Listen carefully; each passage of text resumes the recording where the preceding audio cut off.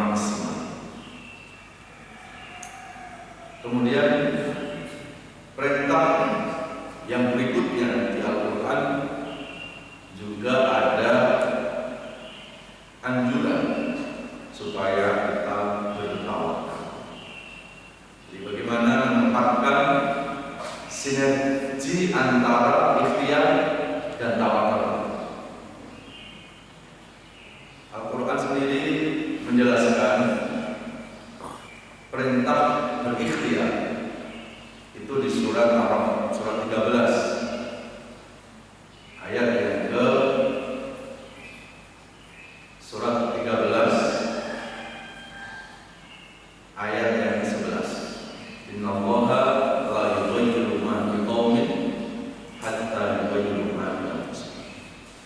Dan ini juga dikuatkan di surat Al-Imran surat 3 akhir dari ayat 159. Fa idza azabta baru fatawakkal 'ala Allah. Innallaha yuhibbul mutawakkilin. Jadi perintah tawakal, perintah ikhtiar itu dibarengkan dengan tawakal. Saya awali dari surat Al-Rahman dulu. Surat 13 ayat 11. Allah tidak akan merubah keadaan kaum. Allah tidak akan merubah keadaan manusia kecuali kalau manusia itu berusaha untuk merubah dirinya sendiri. Ini menjadi dasar, menjadi kewajiban kita bahwa kita itu diwajibkan untuk berikhtiar, untuk berusaha. Kita ini disebut makhluk ikhtiar. Kita tidak disebut makhluk yang kun fayakun. Kun fayakun itu milik Allah. Tapi ikhtiar itu adalah domain setiap manusia. Bahkan pernah ada seorang sahabat Rasulullah ketika meninggalkan ikhtiar, Rasulullah marah. Rasulullah menegur. Bahkan teguran Rasulullah sangat keras. Kalau Bapak Ibu mendengar satu hadis, pernah suatu saat Rasulullah itu bertemu dengan salah satu sahabatnya di sebuah masjid. Kemudian ditanya Rasulullah, "Ya sahabat, kamu ke masjid bawa apa?" "Membawa unta." "Mana untamu?" "Itu aku taruh di luar masjid." Terus pertanyaannya Nabi, "Sudah kamu ikat belum untamu?" Kata sahabat, "Tidak usah Rasulullah, ngapain aku ikat?" "Loh kenapa?" "Ya kalau memang itu rezeki saya, walaupun tidak saya ikat, tetap nggak akan hilang unta. Tetapi kalau memang dasarnya unta itu bukan rezeki saya, walaupun sudah aku ikat sampai 70 ikatan, tetap aja hilang. Terus kalau kamu kehilangan bagaimana?" "Ya sudah, aku ikhlas, aku sabar, aku tawakal." Rasulullah itu seketika itu berubah wajahnya, memerah wajah Rasulullah. Karena Rasulullah itu orang yang tidak suka kalau ada umatnya yang menjalankan perintah, tetapi perintah itu tidak dianjurkan oleh agama. Akhirnya Rasulullah menyuruh sahabat itu keluarkan dari masjid, ikat dulu untamu itu, dan setelah sudah kamu ikat, baru engkau bertawakal kepada Allah. Dari hadis ini Bapak Ibu, ada dua hubungan antara ikhtiar dan tawakal. Jadi kalau umpamanya seorang sahabat tadi, dia nggak ingat ontanya, terus tiba-tiba ontanya itu diambil sama orang, maka tidak boleh. Itu dikatakan takdir, itu kecerobohan. Ya, itu kecerobohan. Sama seperti kita bawa kendaraan, udah jelas lampu merah, kita terobos juga, terjadi kecelakaan. Ditanya, kenapa terjadi kecelakaan? Takdir tahu.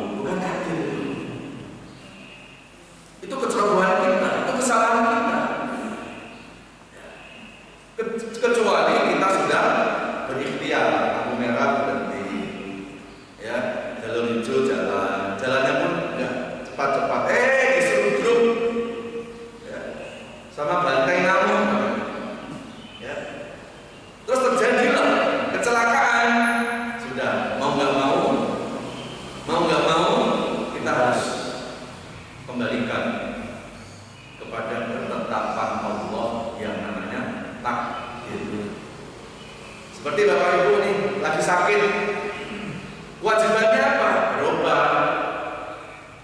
Ya. Jadi jangan ketika sakit kok nggak berobat, nggak usah. Kalau memang mau takdirkan sembuh juga sembuh sendiri. Ya. Berobat. Ya. Terus kalau berobat kenapa? Jangan, aku tawakal aja kepada Allah. Ini salah tempat. Tawakal itu dilakukan setelah ikhtiar. Ketika Bapak Ibu sakit, berobatnya ke dokter. Lah setelah jadi dokter, iya ya, kok saya sudah minum obat nggak sembuh-sembuh. Disitulah baru letaknya kita tawakal. Tapi itu pun jangan puas dengan tawakal, berobat lagi sampai ikhtiar kita itu maksimal. Sampai akhirnya sudah berobat lagi, maaf, tetap apa yang terjadi tidak sesuai dengan rencana kita. Kematian menjumpai kita. Disitulah baru kita yakin bahwa manusia punya rencana, tetapi rencana manusia tidak mungkin mengalahkan rencana Tuhan, tidak mungkin mengalahkan rencana Allah. Bapak Ibu sekalian, seperti dalam kondisi sekarang ini, sudah setengah tahun kita dalam suasana pandemi. Ya. Kita tetap harus semangat untuk berikhtiar. Seperti Bapak Ibu bawa masker, ya. Seperti kita berusaha untuk apa? Menjaga protokol kesehatan. Itu ikhtiar. Ada pun sudah ikhtiar kalau tetap kena juga, ya sudah. Karena hidup ini memang akan selalu misteri. Saya sama keluarga saya tidak pernah berpikir sedikit pun kalau saya akan kena COVID-19. Saya tidak pernah berpikir. Ya. Saya sama keluarga sudah berusaha untuk mengikuti protokol kesehatan. Kajian seperti sekarang pakai masker. Ya. Kemudian banyak kajian-kajian yang saya lakukan melalui online. Saya sama keluarga mulai awal pandemi, Pak, ya, hampir tidak pernah saya makan di luar rumah. Saya selalu mikir, ya biasanya satu minggu kita cari makanan keluar, ya, kita kuliner. Saat itu saya mikir, sendok dikasih apa, piring dikasih apa, itu kita pikirkan karena dalam rangka apa? Untuk ikhtiar. Tapi ternyata apa yang saya ikhtiarkan kok nggak sesuai dengan keinginan, dengan rencana saya. Ketetapan Allah berlaku untuk saya. Ya disinilah kita harus yakin. Qad ja'alallahu li kulli syai'in qadar. Bahwa segala sesuatu itu sudah ditetapkan oleh Allah. Ada ikhtiar, ada takdir, sudah ikhtiar. Terjadi pada diri kita sebagai orang beriman kepada Allah, kita harus ikhlas menjalannya. Gak perlu kita bersuudzon sama Allah, gak perlu kita bersangka kepada Allah. Kenapa saya sudah menjaga protokol kesehatan kok malah kena, sementara yang jorok malah gak kena? Gak perlu, gak perlu, gak perlu, gak perlu kita bersangka kepada Allah. Karena boleh jadi yang menurut kita ini tidak baik, kadang lebih baik menurut Allah. Fa'asa ta'malu syai'an fa huwa khairun lakum fa'asa tuhibbu syai'an wa huwa syarrun lakum wallahu ya'lamu wa antum la ta'lamun. Jadi cara menghubungkan ikhtiar dan tawakal itu harus selalu beriringan. Dan tidak usah kita kecewa, ya kalau tahu begini mendingan saya ceroboh, mendingan saya nggak usah ngikutin protokol kesehatan. Nggak perlu juga. Ikhtiar itu perintah Allah. Ayatnya ada kan? Ar-Ra'd ayat 11. Ya. Jadi kalau ikhtiar itu perintah Allah, berarti ketika hari ini kita melakukan ikhtiar, ibadah bukan? Ibadah kan? Lalu kita kena juga, nggak usah kecewa.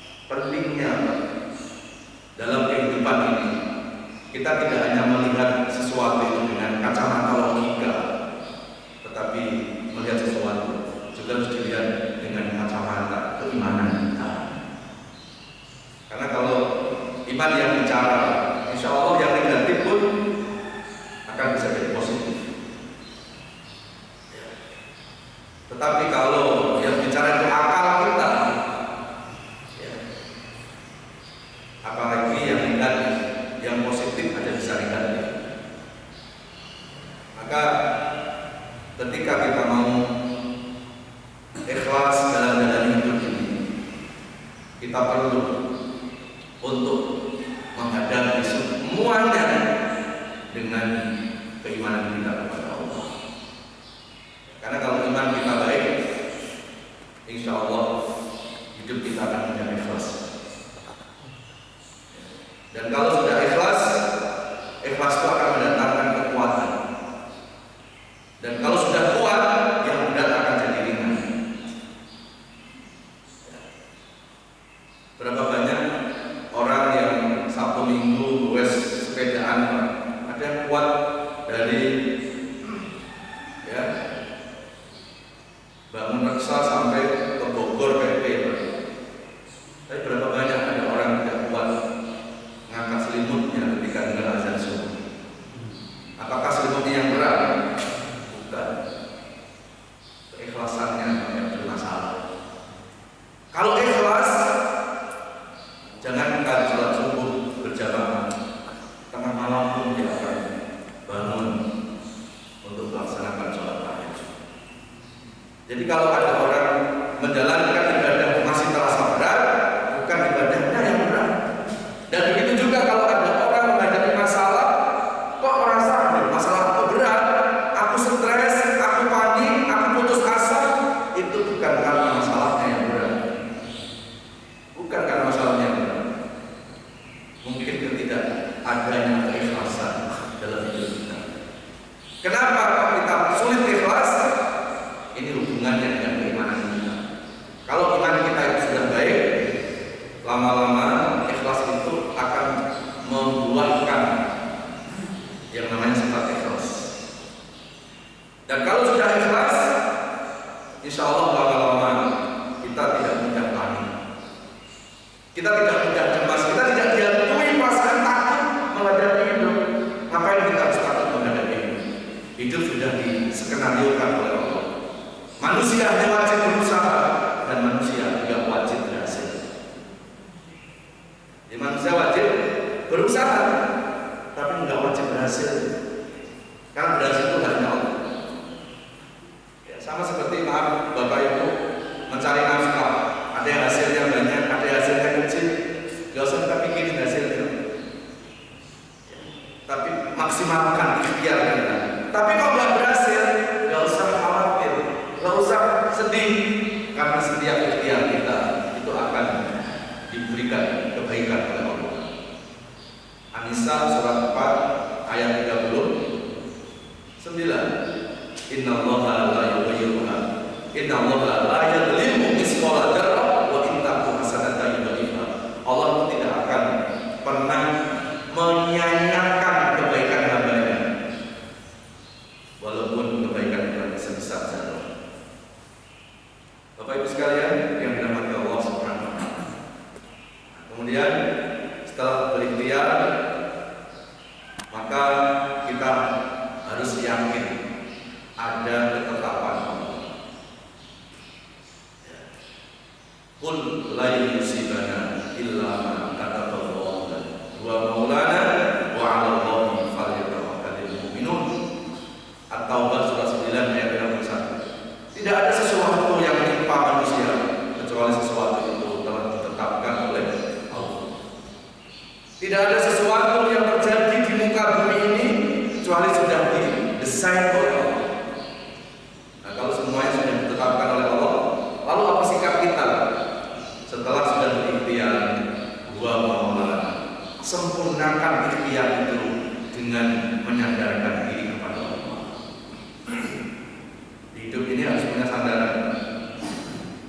Kalau sandaran yang terbaik dalam hidup ini, sandaran kepada siapa? Pasti sandaran yang terbaik adalah sandaran kita kepada Allah. Kalau hari ini Bapak Ibu sandarannya kepada harta, pasti dijamin endingnya akan kecewa. Hari ini berharta besok belum tentu. Kalau nggak kita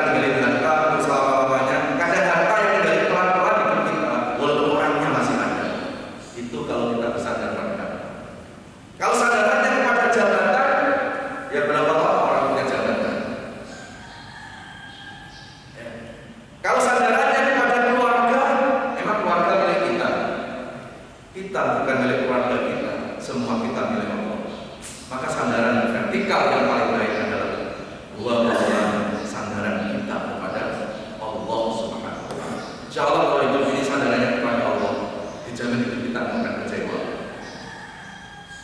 Kenapa? Karena semua yang terjadi dalam hidup ini minallah, ilallah, datangnya dari Allah, dan kita harus kembalikan lagi kepada Allah Subhanahu wa Ta'ala. Ini surat At-Taubah 51 inilah yang menguatkan jiwa saya, yang menguatkan mental saya ketika saya dan keluarga terpapar COVID-19. Kita sakit sendirian saja, seperti apa rasanya? Terus bagaimana dengan kita mendengar bahwa keluarga kita berpositif COVID? Saat itu, kalau saya hanya hadapi dengan akal saya hadapi dengan mental saya, puncak. Tapi saat itu, saya mencoba untuk meyakini, saya mencoba untuk yakin bahwa walaupun saya dalam keadaan lemah, Allah tidak akan pernah lemah. Allah Maha Kuat. Allah selalu bekerja untuk hamba-hamba yang lemah. Jadi saya mencoba segala sesuatu saya libatkan Allah, hubungkan kepada Allah. Wa 'alallahi falyatawakkalul mu'minun. Dan akhir ayat itu Allah menekankan kepada Allah, orang-orang yang beriman itu harus bersandar kepada Allah. Jadi kalau kita ini punya sandaran vertikal kepada Allah, insya Allah hidup kita ini tidak akan terbebani oleh keadaan. Makanya kalau ada orang menghadapi masalah sedikit, kadang sering panik, depresi, putus asa, itu sebetulnya bukan karena masalahnya. Mungkin orang itu salah dalam melarikan masalah. Jadi masalah selalu dilarikan ke akal, masalah larinya ke perasaan, lama-lama lelah pasti. Coba kita kembalikan kepada Allah. Kalau semua masalah itu kita kembalikan kepada Allah, pasti seberat apapun masalah kita, pasti akan ada jalan keluarnya. Kenapa? Ya karena Allah yang menurunkan masalah, pasti Allah tahu tentang solusi-solusi untuk menghadapi masalah. Jamaah sekalian yang dirahmati Allah Subhanahu wa Ta'ala. Kemudian, kenapa kita harus ikhlas menjalani takdir? Kita bisa lihat di surat Al-Hadid, surat 57 ayat yang ke-22 dan 23. A'udzubillahi minasyaitonir rajim. Bismillahirrahmanirrahim.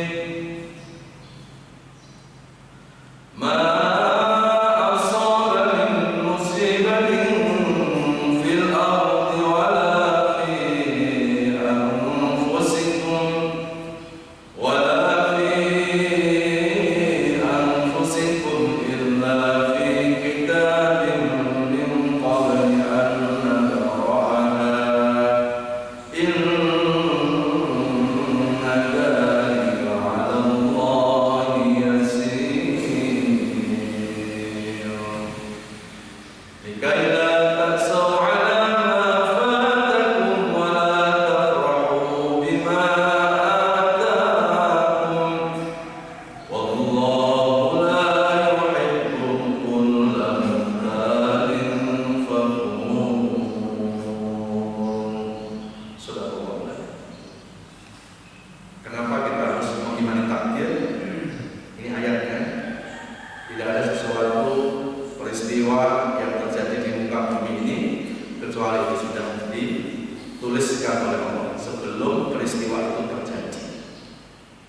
Inna dzalika 'ala Allahi yasir. Semuanya itu mudah kepada Allah. Untuk apa Allah itu menurunkan peristiwa, menurunkan musibah? Likai la ta'saw 'ala ma fatakum.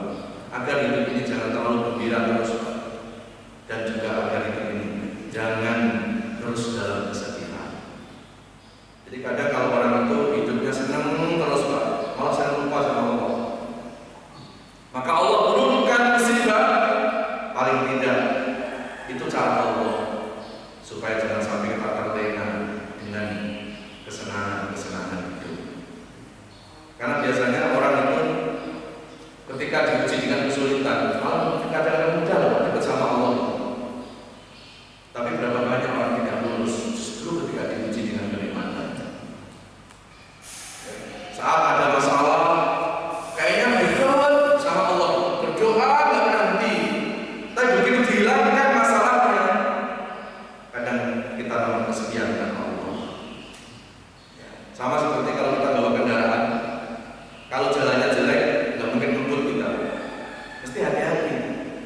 Dan jarang kecelakaan, tabrakan di jalan jelek itu jarang. Justru tabrakan itu sering di jalan-jalan yang mulus. Dan inilah gambaran dari kehidupan. Kadang ketika orang diuji dengan kesulitan, rajin ke masjid, tanggal tua, banyak sholat berjamaah. Tapi begitu tanggal muda diganti kesulitan dengan kenikmatan, banyak orang lupa pada Allah. Jadi makanya kenapa hidup ini kadang dikasih senang, kadang dikasih susah, supaya seimbang. Kenapa hidup ini kadang diberikan kesulitan, kadang diberikan kesenangan, supaya kita tetap ingat kepada Allah. Hidup ini normal. Kalau kadang kita tersenyum, kadang kita menangis, justru nggak normal kalau hidup tersenyum terus. Coba sekarang habis pengajian di jalan 2 jam tersenyum, orang nanya mulai kapan. Jadi sebagai orang beriman tidak perlu kita mendikte Allah. Kenapa Allah memberikan ini? Kenapa Allah memberikan itu? Kembalikan kepada Allah. Kenapa? Karena manusia ini hidup hanya tinggal menjalani skenario-nya Allah. Jadi hidup ini bukan maunya kita. Hidup ini apa? Mengikuti maunya Allah. Kita nggak bisa memaksa Tuhan, nggak bisa kita paksa Allah supaya mengikuti kemauan kita. Tapi yang bisa kita lakukan adalah memaksa diri kita untuk mengikuti apa yang dimaui oleh Allah. Sampai kapan Pak Ustaz hidup saya begini? Nggak usah begitu pertanyaan. Sampai Allah merubah ketetapannya sendiri. Kita harus usaha terus. Jadi nggak usah sampai kapan Pak Ustaz hidupku kayak begini, nggak perlu. Biarkan Allah yang merubah ketetapannya sendiri. Kenapa? Karena hidup ini semuanya sudah diatur oleh Allah. Kita ini tinggal jalani saja. Makanya ketika hidup ini kita selalu melibatkan Allah, pasti endingnya kita akan mendapatkan kebahagiaan, kita akan mendapatkan kebaikan. Jemaah sekalian yang dirahmati Allah Subhanahu wa taala. Kemudian di surat Yunus surat 10 ayat 62, 63, 64. Ala inna awliya Allah la khaufun 'alaihim wa la hum yahzanun alladzina amanu wa kanu yattaqun. Ingatlah sesungguhnya kekasih-kekasih Allah itu tidak pernah dihantui perasaan takut menghadapi hidup dan tidak pernah tenggelam dalam kesedihan. Mereka siapa? Alladzina amanu wa kanu yattaqun. Mereka itulah orang-orang yang beriman dan bertakwa kepada Allah. Sering-sering ingat ayat ini. Jadi kalau hidup ini tidak mau dihantui perasaan takut, tidak tenggelam dalam kesedihan, kuncinya apa? Kokohkan keimanan. Kokohkan apa? Iman. Kuatkan keimanan. Ketika iman seseorang itu baik, pasti orang itu akan baik dalam menjalani semua kehidupannya. Nah, mudah-mudahan Allah Subhanahu wa taala akan selalu menguatkan iman dan menguatkan ketakwaan. Dengan apa sih cara menguatkan iman dan ketakwaan? Ada 3 cara. Pertama, menurut Quran itu bil ilmi, dengan ilmu. Mana dalilnya?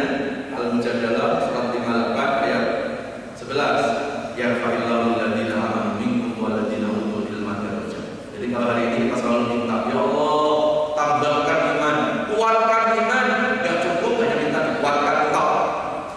Ternyata tambahnya iman itu akan tergantung tambahnya ilmu.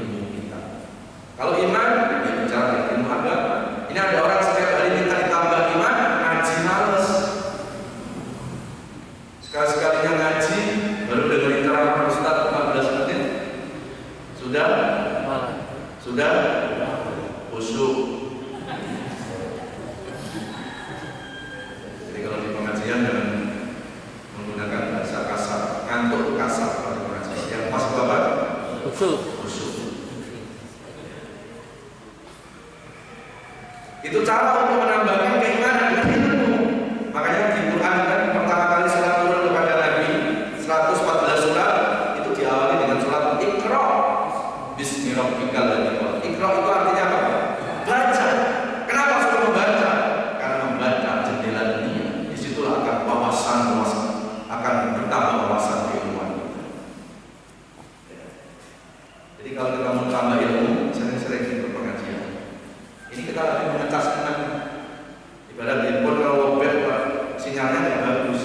Jangan-jangan kalau iman kita lobet juga nanti sinyal ke Allahnya nggak nyampe. Yang pertama, yang kedua menaikkan iman. Yang kedua apa? Bil amal, dengan amal. Makanya Bapak Ibu kalau dalam Quran setiap ada kata iman sebelahnya amal. Wal asri innal insana lafi khusr illa alladziina aamanu. Sebelahnya wa amilus wa basyiril ladzina aamanu. Sebelahnya wa amilus sholihat. Setiap Allah sebut iman, sebelahnya mesti amal soleh. Itu artinya apa? Kalau kita mau bertambah iman kita selain dengan ilmu, maka kita tambah dengan amal soleh. Ketika kita beramal soleh, itu mendongkrak iman.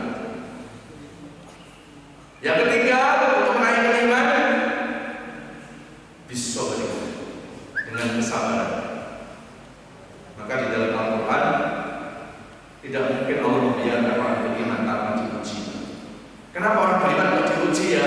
Ya karena Allah pengen menguatkan, Allah pengen menambahkan keimanan. Jadi nggak usah kita takut kalau kita sudah mulai rajin ke masjid, rajin mengaji, kok hidup kita malah banyak masalah. Yakini saat itu iman kita lagi diseleksi oleh Allah, mau dinaikkan kelas. Ya, tidak usah putus asa, apalagi sampai menggerutu menyalahin Allah. Mendingan dulu Pak Ustaz, dulu gimana dulu saya masih brengsek, lancar dalam hidup saya. Kenapa sekarang saya rajin ke masjid, rajin ibadah, hidupku banyak masalah? Berarti Allah nggak adil, percuma saya ibadah. Ini orang nggak paham esensi ujian. Kenapa orang beriman itu diuji? Karena Allah pengen menyeleksi sejauh mana kualitas keimanan. Jadi kalau ada orang baik, terus dia ngomong sama Allah, ya Allah, aku ini orang baik loh. Kira-kira Allah percaya nggak? Nggak percaya. Caranya Allah percaya bahwa kita orang baik, Allah akan turunkan ujian, dan setelah diuji itu luntur nggak kebaikannya.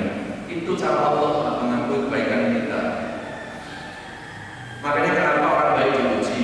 Karena diseleksi kebaikannya. Kenapa yang brengsek tidak diuji? Ya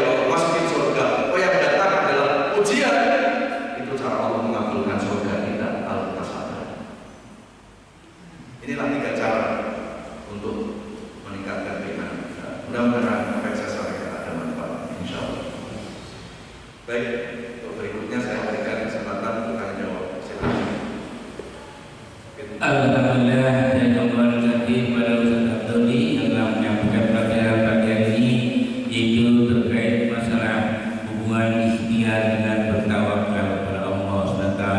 Kita langsung saja pada sesi tanya jawab, silakan. Ada? Ya, satu. Ada lagi? Tiga saja ya. Tiga orang pertanyaannya. Assalamualaikum warahmatullahi wabarakatuh. Ini Bapak menyebut iman. Iman itu kuncinya ilmu. Ilmu itu kan banyak, Pak. Nah, ilmu apa saja yang harus kita punyai supaya iman kita itu betul-betul kuat. Apakah ilmu beribadah saja atau ilmu muamalah? Kan ibadah dan muamalah itu kan erat kaitannya dengan iman. Itu aja, Pak. Baik, langsung saja Pak, itu saja dulu. Ya kalau bicara ilmu, makanya di dalam ilmu itu kan ada ilmu yang hubungannya dengan dunia, ada hubungannya dengan urusan akhirat. Nah, maka apakah kita hanya mementingkan ilmu akhirat, menyepelekan ilmu dunia? Jawabannya tidak. Kalau kita bicara iman, pasti hubungan dengan ilmu agama. Tapi begitu bicara urusan dunia, ya kita juga harus bicara tentang ilmu-ilmu dunia. Jadi sebetulnya di dalam Islam itu tidak ada mendikotomikan ilmu. Nah, yang penting saya ngaji Quran terus kan, ya, biar apa? Biar ibadah. Jadi seolah-olah kalau nggak ngaji Quran, belajar Quran nggak ibadah, nggak juga. Ada ibu-ibu belajar ilmu masak. Setelah pintar ilmu masak, dia masak di rumah buat nyenengin suami. Suami senang, ibadah nggak ada. Berarti yang membuat senangnya suami, sarannya pun jadi ibadah. Nah, karena tadi kita bicara tentang keimanan, ya tentunya kita bicara yang khusus hubungan dengan ilmu agama. Tapi ketika kita bicara ilmu dunia, nanti ada lain sendiri. Jadi nggak boleh Islam, nggak boleh orang Islam itu mendikotomikan ilmu. Ya, insya Allah kalau ilmu itu digunakan untuk memberi manfaat pada orang lain, itu pun akan bisa menjadi nilai ibadah. Tapi karena kita tadi bicara iman, maka keimanan ini hubungannya dengan ilmu agama. Karena ada istilah spiritual. Nah, nanti kalau ilmu dunia ada kecerdasan intelektual. Ya, seperti itu. Ada lagi? Ada lagi? Ya, silakan.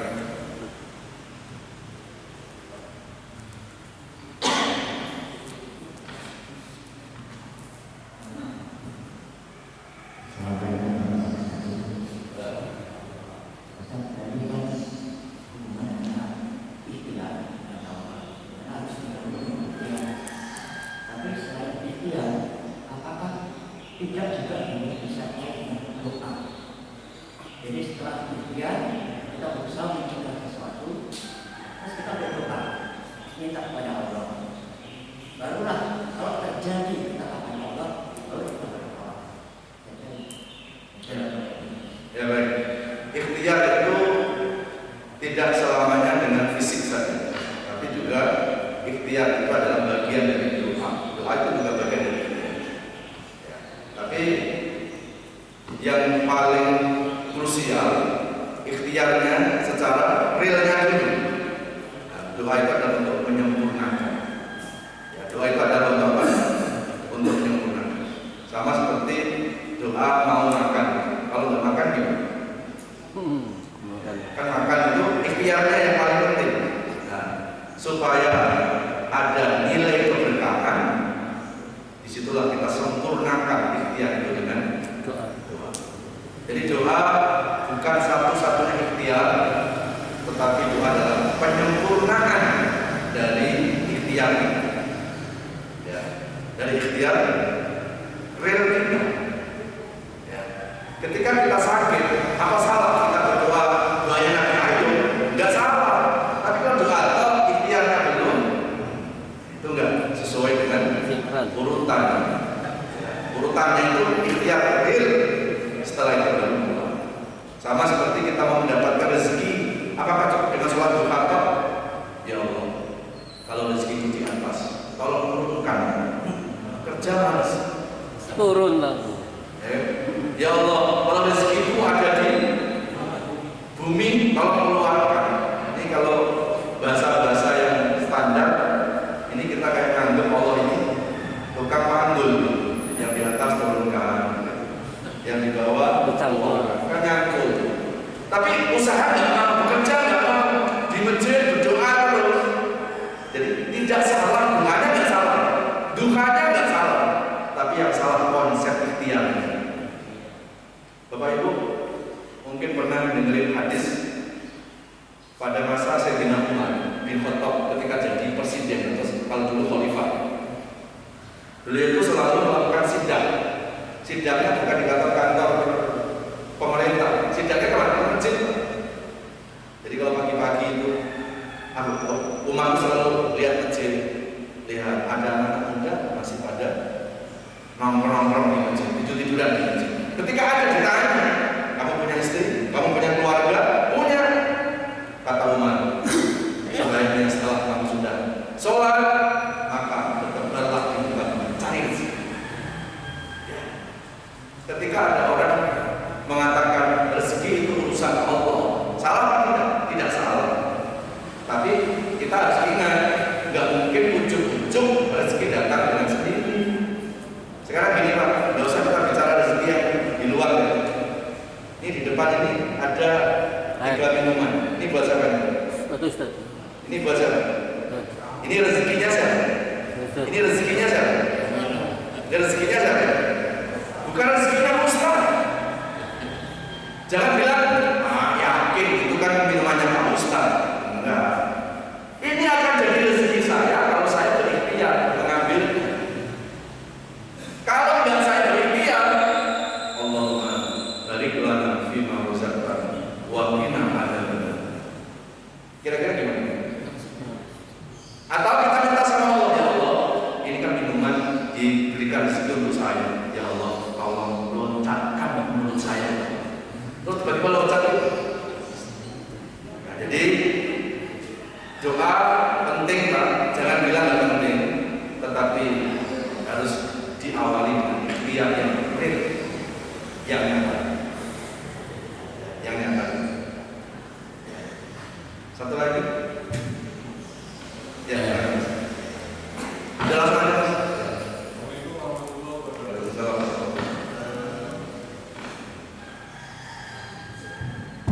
Tadi Ustaz menyampaikan bahwa Ustaz musibah satu keluarga karena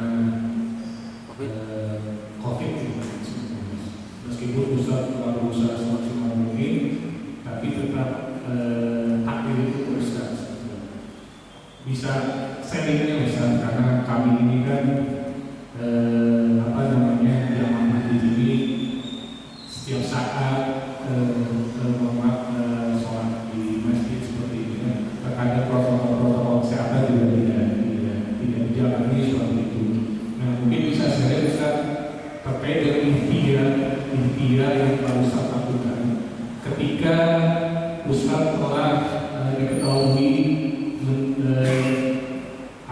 positif corona seperti Ustaz.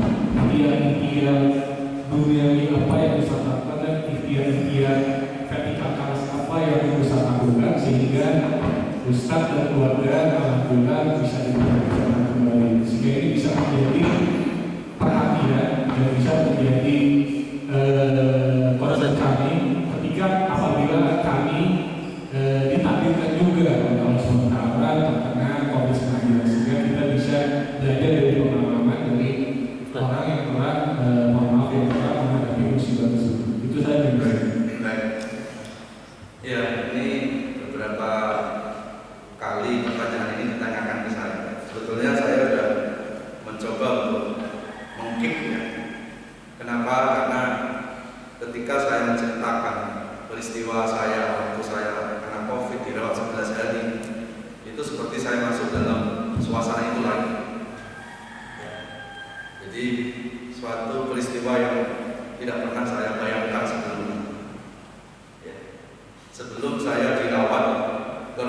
saja. Saya sebetulnya sudah ditinggal oleh anak istri saya, karena saya sempat berobat di rumah selama 1 minggu. Itu pun saya di kamar sendiri. Ya, saya saat itu sudah tidak bisa berinteraksi dengan anak istri saya, karena nggak tahu feeling saya kan. Saya takut, dan kalau di COVID berarti nanti menularkan kepada anak keluarga saya. Saat itu sebelum dirawat saja, sebetulnya saat itu kita sudah nggak punya siapa-siapa. Satu rumah dengan anak istri kita, tapi nggak bisa kita bertatap muka. Anak kecil saya udah saya pegang, dia deketin saya jangan. Itu aja udah luar biasa dan mengguncangkan mental. 1 minggu. Ya. Kemudian semakin hari nggak semakin ada perbaikan. Demam naik turun, keringetan itu duduk aja keringetan, badan lemas. Kemudian mulut hilang asa, hidung hilang penciuman, dan terakhir tambah dengan batuk. Dan sekali batuk, saya kembali nafas tuh susah juga. Sekali batuk, nafas tuh di mana nafas saya? Seperti orang tenggelam. Ya. Kemudian setelah itu saya dilarikan ke rumah sakit. Memang betul nafasnya sudah pendek saya. Dan saya selama 11 hari dirawat di tempat yang khusus, hanya cuma 1 tempat tidur, ada meja kecil, tidak ada yang nungguin. Saya interaksi dengan suster itu melalui mikrofon yang ditaruh di atas kepala saya. Jadi kemaluan itu saya sekarat pun nggak ada yang tahu. Dan saat itu berpikiran macam-macam. Ya. Jadi jangan menganggap sepele corona. Jangan menganggap enteng yang namanya virus ini. Apalagi ada yang mengatakan corona ini kan konspirasi. Stop bahasa konspirasi. Itu orang belum kenal. Kalau virusnya ada virusnya. Ketika saya habis pulang kampung, itu yang kena itu nggak cuma saya, nggak cuma keluarga saya, orang tua saya, adik saya, keponakan saya, semuanya kena. Cuma saya nggak nyuruh diswab, karena ketika diswab berarti hasilnya positif, siap nggak mentalnya untuk cepat pakai ambulan. Kalau nggak siap, drop, apalagi ada penyakit bawaan. Selama 11 hari, hal-hal yang terjadi saya tidak tahu, dan pikiran kemana-mana. Belum lagi ketika anak istri saya pun positif kena COVID juga. Hantaman mental yang luar biasa. Kecuali anak saya umur 5 tahun itu yang swab negatif terus 3 kali. Anak saya itu kumpul sama kakak yang positif, istri yang positif, tapi selalu dijaga oleh Allah, hasilnya selalu meninggal. Jadi saya tidak mau mengajak jamaah dengan cinta saya dan langsung ketakutan yang berlebihan. Saya ingin Bapak Ibu punya kewaspadaan, apalagi dengan kondisi sekarang ini, Pak. Rumah sakit sudah overload, sudah nggak bisa menampung orang kena COVID. Dia nggak boleh main-main kan? Ada tetangga saya, berapa hari yang lalu dia masuk rumah sakit, dia masih bisa video call sama saya. Berapa hari kemudian meninggal dunia. Kenapa? Karena rumah sakit itu tidak siap dengan alat-alat untuk menangani COVID. Dan dia cari sudah lebih 20 rumah sakit tidak menemukan. Sementara nafasnya semakin pendek. Akhirnya innalillahi wa inna ilaihi raji'un. Jadi persoalannya bukan cuma sakit, rumah sakitnya sudah nggak bisa. Ya. Jadi mau nggak mau, yang hari ini Bapak Ibu masih ditakdirkan Allah masih sehat, ikutilah protokol kesehatan. Ya. Ikuti protokol kesehatan. Kalau urusan agama, ikuti ustaz. Tapi ketika bicara kesehatan, mengikuti siapa? Ya ikutilah orang-orang yang paham tentang ilmu kesehatan, ikuti dokter. Ya. Jadi masker dipakai, itu ideal. Jangan kita menganggap pakai masker itu banyak lemah. karismanya kuat, apa hubungan ini ya? Ini usaha. Dan usaha itu perintah Allah. Dan apalagi kita melihat kondisi sekarang ini justru bukan semakin berkurang. Ini lebih dari awal-awal waktu bulan Maret. Sehingga pemerintah DKI akan menerapkan PSBB lagi. Terus kita masih tenang-tenang saja. Ya, usaha harus makin ditingkatkan. Ya, kalau perlu sholat pun sudah pakai jaga jarak. Tidak usah dipersoalkan urusan fikih lagi lah. Kesehatan itu lebih dari fikih. Kesehatan itu lebih penting, Pak. Jaga jarak. Ini semuanya kita lakukan bukan karena kita lemah iman kita. Bukan kita ya ngapain takut sama corona. Takutlah sama Allah. Konsepnya nggak begitu, Pak. Orang yang takut sama Allah itu pasti berikhtiar dan bertawakal. Gitu, Pak. Mudah-mudahan hanya saya yang merasakan COVID. Luar biasa. Luar biasa. Terutama hantaman mental. Hantaman mental. Ya, itu yang paling berat itu. Karena selama kita biasanya ketemu anak istri, terus tiba-tiba kita sendirian, terus kita kadang-kadang napas sesak. Apa yang kita ingin kalau nggak mati? Terus kalau mati, apa yang ada di pikiran kita? Saya tidak bisa balik ke rumah lagi, jenazah saya langsung dibawa ke Pondok Rangon. Itu yang membebani, ya, mental kita. Jadi saya tidak akan nakutin. Karena saya tadi ditanya, ya saya jawab. Ya. Jadi luar biasa. Ini ujian dari Allah. Ya, kita harus sikapi dengan kewaspadaan, dengan hati-hati, mengikuti protokol kesehatan. Kalau saya menyarankan sebaiknya masjid ini sudah sholat berjamaah pakai jarak. Ya. Loh, tapi kan ini nggak sesuai dengan fikih. Fikih itu kan luruskan salaf. Memang jaga kesehatan dan ibadah. Memang hanya cuma meluruskan salaf yang ibadah. Rasulullah mengatakan jagalah 5 perkara sebelum datangnya 5. Sihataka qabla saqamika. Jagalah sakit sebelum jagalah sehat sebelum sakit. Ya. Jadi sudah nggak usah dibahas lagi lah masalah fikih ini ya. Sholat sah atau tidak. Sholat jamaah kita nggak sah itu kalau kita nggak baca Al-Fatihah. Yang dibaca surah Panah itu nggak sah. Kalau kaitan dengan jaga jarak, ini kan fatwa sudah dikeluarkan oleh oke ulama dunia. Karena apa? Untuk memutus mata rantai. Kita nggak tahu kan sebelah kita tiba-tiba dia bersih. Kalau maskernya sesuai dengan protokol, mungkin ini bisa tidak akan keluar. Tapi kalau masker yang hanya sekedar nutupin mulut, apakah ada jaminan? Ya, dompet itu tidak menularkan yang ada di sebelah kita. Paling tidak 1 meter, setengah meter. Ya, kalau sholat, kalau berada hadapan, sebaiknya 1-2 meter. Tapi kalau bersampingan, minimal setengah sampai 1 meter. Karena posisi mulut ada di sana. Ya, tapi kalau kita posisi begini, sebaiknya kita buat setengah atau 1 meter. Ini bukan karena takut sama corona, tapi kita memaksimalkan ikhtiar. Masih banyak sebetulnya yang saya mau sampaikan dengan peristiwa saya waktu kena COVID. Ya. Tapi saya kira sudah cukup itu dulu. Ya. Masih banyak hal-hal yang menghantam mental sebetulnya kalau mau cerita semua. Ya. Jadi saya hanya menyampaikan ini semuanya adalah bukan untuk bapak-bapak, ibu-ibu terus takut, tidak, tapi paling tidak ada waspada.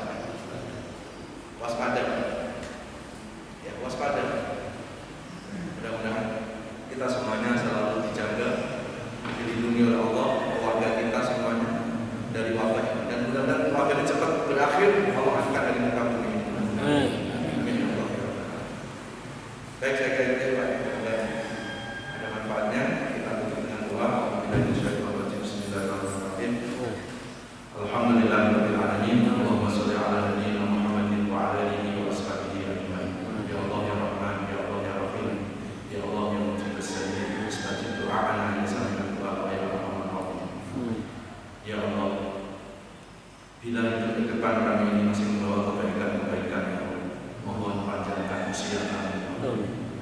berikan kesehatan jasmani rohani kami ya Allah. Amin. Angkat seluruh penyakit-penyakit kami ya Allah, Amin. baik penyakit fisik maupun penyakit hati yang susah. Amin. Ya Allah. Dari mulai hari ini sampai mau mencabut nyawa kami ya Allah, tetapkan iman dan Islam kami ya Allah, sehingga hanya nama-Mu yang kami sebut ketika kami menghembuskan nafas terakhir kami. Amin. Wassallallahu ala nabi Muhammad wa ala alihi wasallam. Alhamdulillahirabbil alamin. Mohon maaf lahir batin. Subhanallah wa bihamdihi asyhadu an la ilaha illa anta astaghfiruka wa atubu ilaik. Walhamdulillahirabbil alamin. Wassalamualaikum warahmatullahi wabarakatuh. Waalaikumsalam.